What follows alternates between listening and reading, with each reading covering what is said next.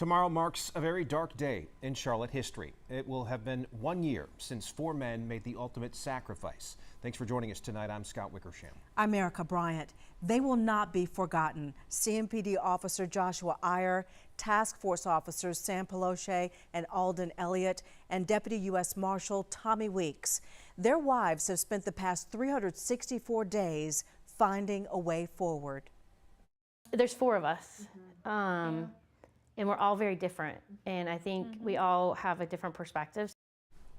Only Channel 9's Hannah Gatz sat down with 2 of them to talk about this unimaginable year, about leaning on each other and the bond they now share.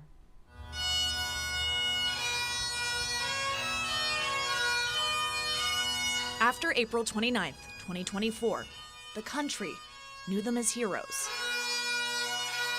But long before that tragic day, these women knew them as husbands. Sam loved to help people. Cielo Peloche's husband was Sam Peloche, a task force officer. He would see like a little old person sitting alone at a restaurant, and he would call the waitress over and say, you know, I want to pay for their meal. Kelly Weeks' husband was Tommy Weeks, a deputy U.S. Marshal. I think some of my best memories are, there's simple ones where, like, you know, the girls had some rap music on and he's dancing to it and they're giggling. And I had the privilege of knowing that side of him. And that was the best side. These women share a bond they wouldn't wish upon anyone. I talked to a widow of the U.S. Marshal that was killed in 2018, and her first phone call with me, she said, like, welcome to the club. Like, it's a really crappy club that nobody wants to be in. You share something that nobody else does. How does that relationship between all of you kind of happen? I think it was shortly after the funerals we had, I started a group chat between the 4 of us. And that's exactly what we used it for. Just, hey, how are you? Like, are you going through this? They're 2 of 4 wives who lost their husbands that day, killed in the line of duty, working side by side. They knew each other. We didn't know each other. I just remember our first phone call. Yes. Like, I called her to introduce myself, and I think we talked for like an hour. We did. Does that help ever at times that there's someone that is going through at some level? Just knowing I had them to text and ask questions, and I think the phrase "misery loves company" is never truer. Yeah, there's no playbook for grief, and there's certainly no playbook for our situation. So there's nobody out there that's gonna be like, well, here's what you do. Here's your checklist.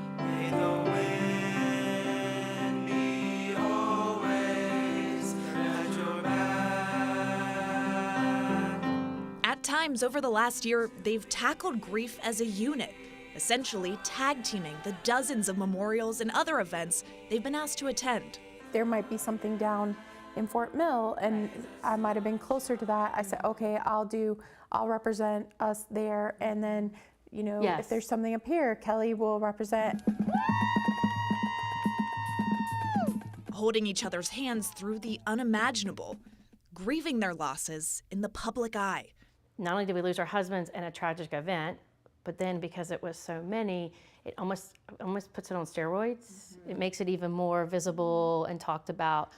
So I feel like if we didn't have each other, it would be lonely to have to go through stuff. If you could describe it, like, what has the journey of this grief been like? Grief is, I honestly think that it's minute by minute or day by day as to how I react. It's not the same every day. Is there something that you wish people knew? I don't really like open-ended questions like, how are you today? I probably did that to people at some point, and now I never will say that again. Yeah.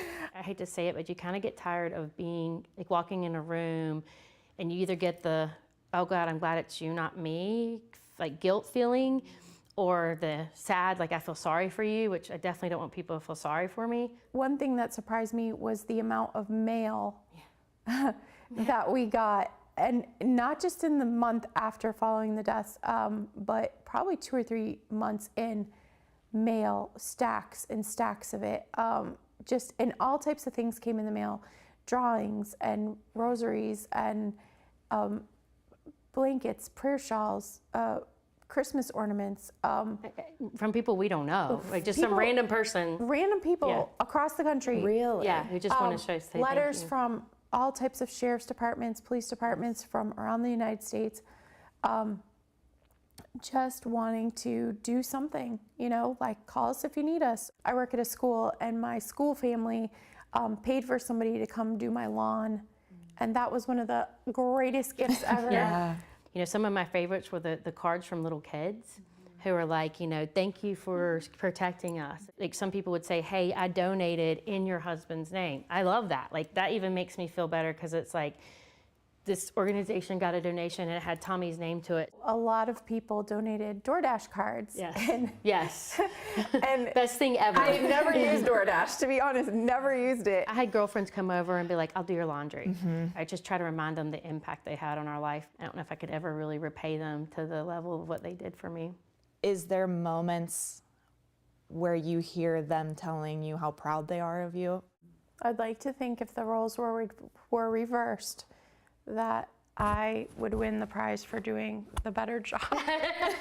Absolutely. He would have been still in his underwear and waiting. And Tommy would have been like, whoa, what's going on? Yeah. Like, how do I pay these bills? Yeah. What do Where's the I lunch? do? What do I do? What's for dinner? They would have How needed do more I? DoorDash. Yeah, they would have needed way more DoorDash for sure. Would it be a better question to ask what you've seen in your kids that they would be proud of? I think Sam would be proud of our sons, the way they've held themselves through all the public events, and how hard they're working in college. So I think he'd be really proud. I think if Tommy could talk to Abby, he would say he's so proud of her. She's a 16-year-old kid. She just turned 17 and she's lost her dad. You know, these girls, and then, you know, they look at their mom, they're looking at their mom and she's devastated and crying. And so their whole world's been turned upside down. And I sometimes look at them and think, holy cow, they're more resilient than I am because this is hard. But I also think that as they get older, they're going to be a lot more empathetic and a lot more caring, which will make them better human beings. I just wish they could have gotten it a different way, not this way. Nice to see some smiles on their faces. Just the gamut of emotions they've been through in the past year, and more healing will come. It's been so soon. Yeah, and so powerful to hear their perspective and them receiving the love from the community, from people of all walks of life in the other departments. Yeah. So we thank them for sharing their story, and we've got more of the interview ahead coming up on Eyewitness News tonight at 6. Yeah, they'll talk about moving forward and glimmers of hope amidst all their grief.